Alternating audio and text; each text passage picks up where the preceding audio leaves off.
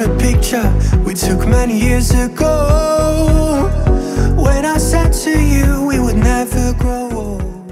Hai bosku, bagaimana kabarnya? Semoga dalam keadaan happy dan sehat selalu. Terima kasih yang sudah stay tune di channel ini, karena channel ini yang akan membuat Anda galau dan sedikit depresi ya.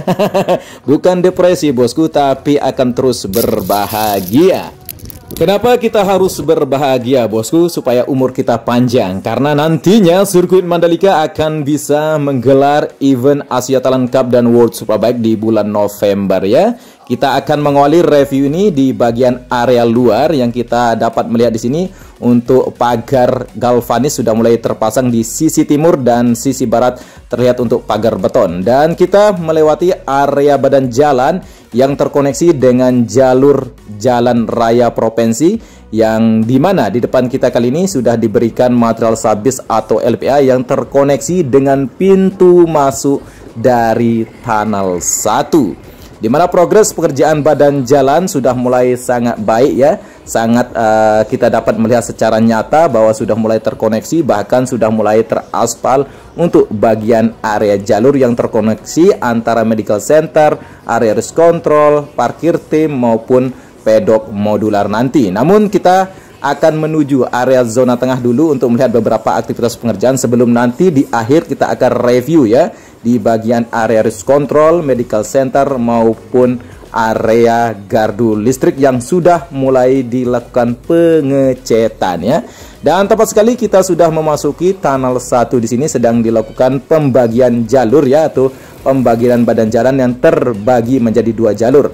Sisi kanan maupun sisi kirinya nanti akan dibuatkan menjadi salah satu akses mobilisasi pejalan kaki atau kita sebut sebagai trotoar ya.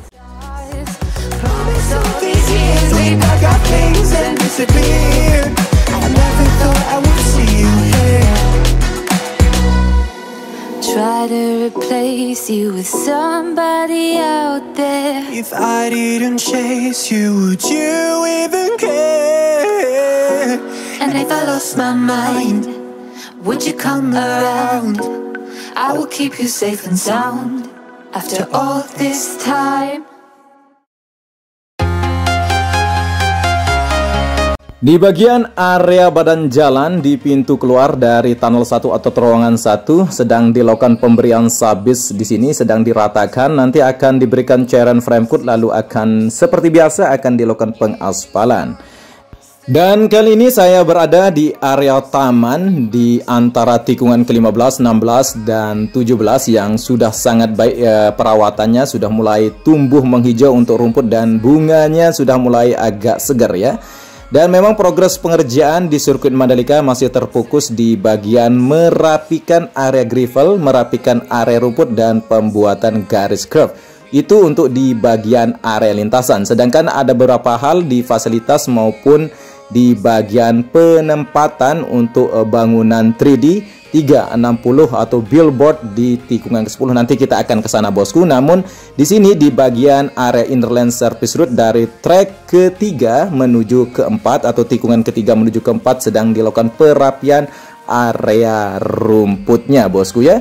Dan memang progres pengerjaan ya seperti itu bosku setiap hari, karena lagi sebentar ya untuk bagian area lintasan akan finish pengerjaannya. Semoga saja di bulan Oktober ini bisa tergincu ya untuk area curve-nya.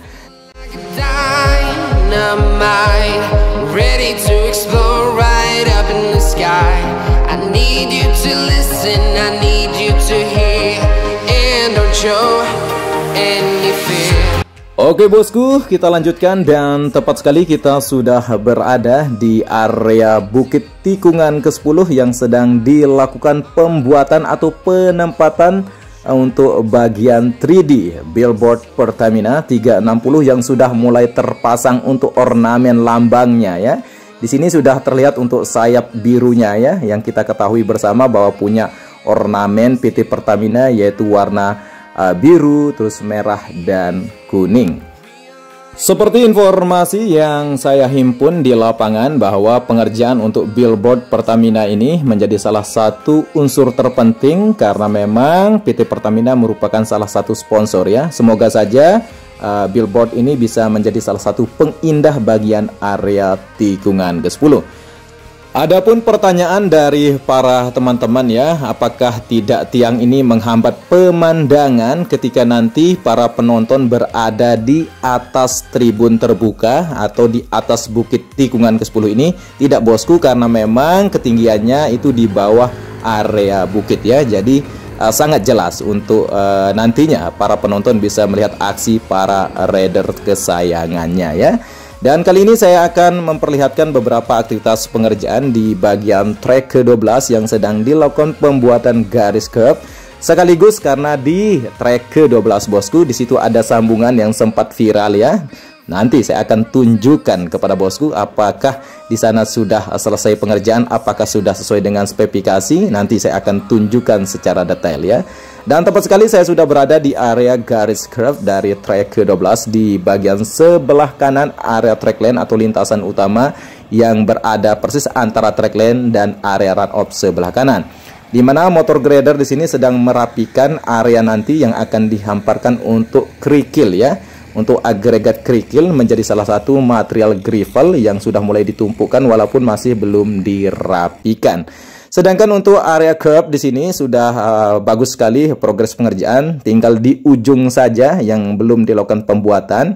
Nanti kita akan melihat aktivitas para pekerja yang lagi asik-asiknya bosku untuk melakukan pembuatan, dan disinilah nantinya di proses pengerjaan penyambungan yang diperbaiki tersebut bosku ya. Nanti kita akan review, namun sebelum itu kita akan menuju dulu untuk menuntaskan review untuk garis curve di sini ya. Seperti biasa bosku, memang ada beberapa hal yang terkait tentang garis curve ini yang masih banyak yang mempertanyakan kenapa ada di bagian area tertentu di situ ada yang memang garis curve-nya berundak lumayan tinggi dan ada yang rendah. Itu merupakan salah satu standar yang telah disesuaikan atau diterapkan di sebuah sirkuit bertaraf internasional yang akan menyelenggarakan event MotoGP ya. Di sini semua hal yang terbagi atau bagian-bagian area sirkuit sudah sesuai dengan standar ya. Sebelum dikerjakan sudah diberitahukan atau sudah ditunjukkan desainnya kepada Dorna maupun FIM. Setelah itu baru dilakukan pembuatan sirkuit. Sehingga memang sirkuit Mandalika diberikan kontrak 10 tahun bosku. Itu merupakan salah satu wujud atau sebuah apresiasi pihak Dorna dan FIM terhadap sirkuit Mandalika. Memang dikatakan bahwa sirkuit Mandalika ini dikontrol ketat oleh FIM dan Dorna, sehingga proses homologasi pun secara virtual pun dilakukan pertama kali di dunia ya, homologasi dengan virtual. Luar biasa.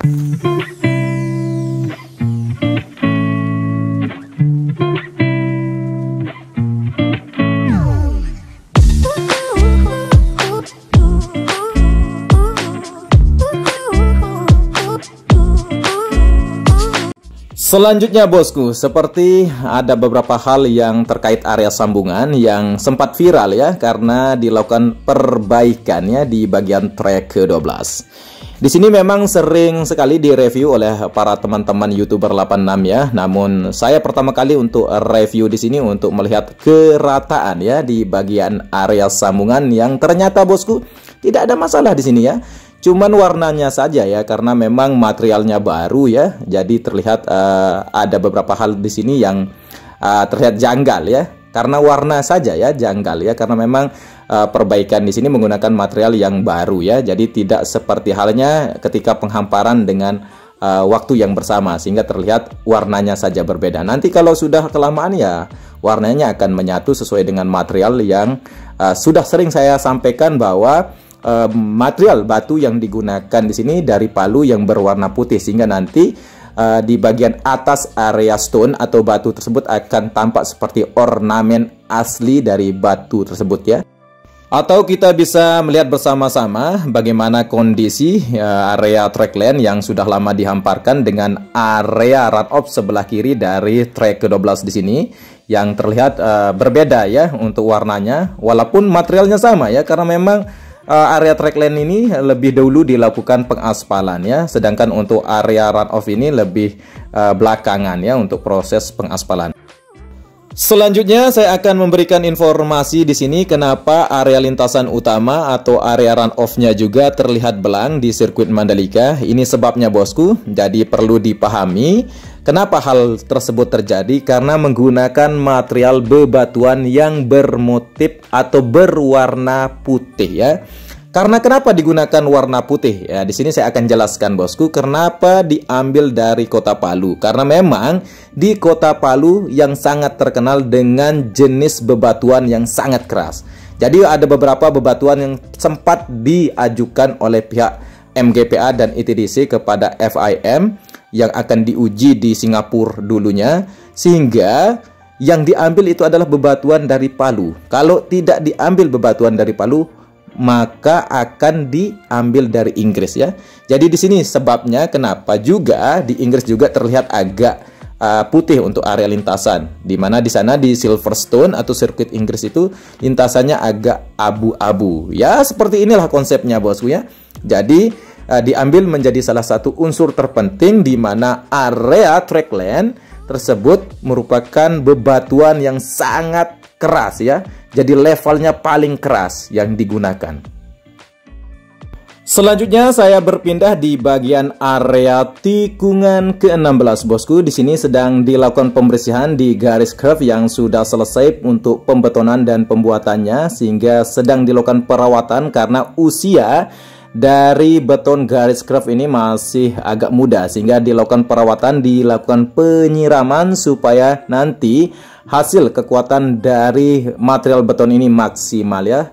Sehingga di sini dilakukan penyiraman ya. Sekaligus kita akan dapat melihat secara nyata bagaimana sistem drainase Horoton tipe Recipic High-Cap Cerita 8300 berfungsi sangat sempurna ya. Walaupun diguyur dengan air tangki yang lumayan deras, terlihat di sini untuk aliran air cepat sekali ya meresap di bagian sistem drainase Horoton yang berada persis antara trackland dan area garis curve ya.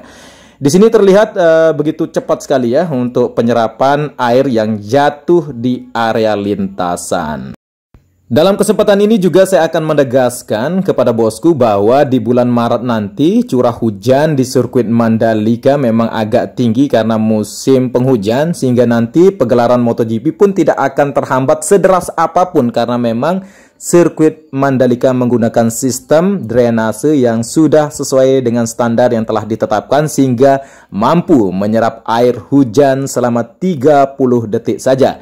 Sederas apapun hujan nanti untuk pegelaran MotoGP maupun WSBK bisa dilaksanakan tanpa hambatan.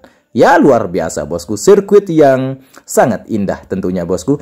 Dan untuk melihat area arus control medical center, untuk melihat juga pembersihan tempat nantinya terbangun untuk pedok modular dan parkir tim, kita akan melewati untuk tunnel 1 di mana tadinya kita lewati dulu bosku.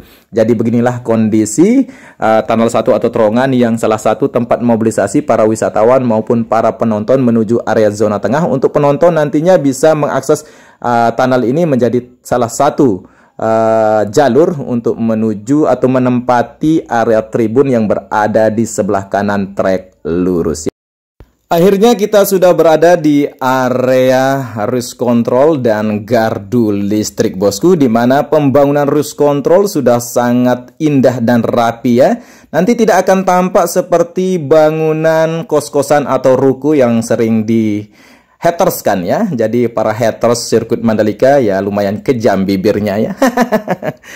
Selain itu juga kita dapat melihat di sini ada sedikit pengaman di bagian gerbangnya ya, di sini supaya tidak masuk-masuk ya orang-orang yang tidak punya kepentingan. Dan tepat sekali kita dapat melihat di sini sedang dilakukan pengecatan di bagian area dinding dari gardu listrik yang berwarna biru ya.